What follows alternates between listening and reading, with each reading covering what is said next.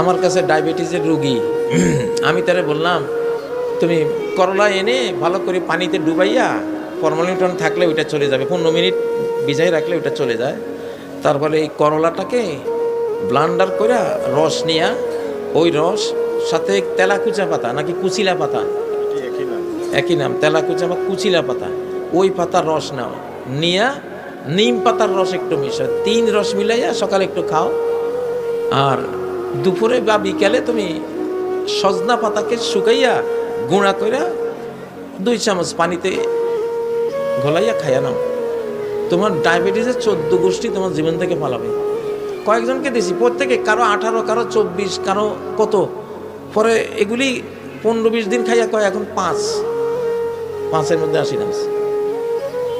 গোটা বাংলাদেশ হলো ওষুধের ডিসপেন্সারি। প্রত্যেকটা পাতা লতা, হেকিম এজমল খান পাকিস্তান সেই আমলের বড় হেকিম, বাংলাদেশে এসে পেশাবের জায়গা পান নাই উনি। সব ওষুধ, কই পেশাব করুন, সব ওষুধই গাছ।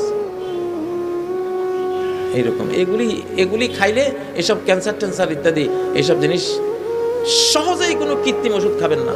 সিনথেসিস ওষুধ, এলোপ্যাথিক প্রায় সব ওষুধে হলো কৃত্রিম সিনথেসিস। রিয়াকশান আছেই, যে কোনো ওষুধের একটা রিয়াকশান। এগুলি যত বেশি খাবেন তত মরবে, যত কম খাবেন তত ভালো থাকবে। কারণ ডাক্তাররা তো খেপে যাবে আমার এই কথা শুনলে। খেপে গেলে কিছু নাই ভাই। আমারে বলছিল যে হুজুর আপনার তো একটু প্রেশার বাড়ছে, চিরজীবন খাইতে হবে ট্যাবলেট। আমি একদিন খাইছি, মনে হয় একদিন খাইয়া চিরতরে ফেলাই দিছি। এটা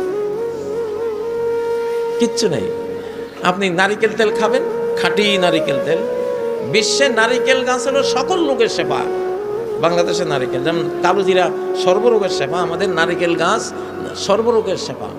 পাকিস্তানের হেকিমরা বলে নারিকেল তেল হলো শরীরের ভারসাম্য রক্ষার সবচেয়ে বড় ওয়েল। প্রতিদিন 2 চামচ আপনি খান, মুড়ি দিয়ে খান বা কিছু দিয়ে খান, খুব সুন্দর থাকবে। কিসের হাই প্রেশার টেশার এগুলি চলে যাবে সব, ঠান্ডা, শরীরটা ঠান্ডা থাকবে। আর হলো টেনশন করবেন না, জিকির করবেন, তেলাওয়াত করবেন, ইনশাআল্লাহ টেনশন নাই, বহু রোগ নাই আপনার জীবনে।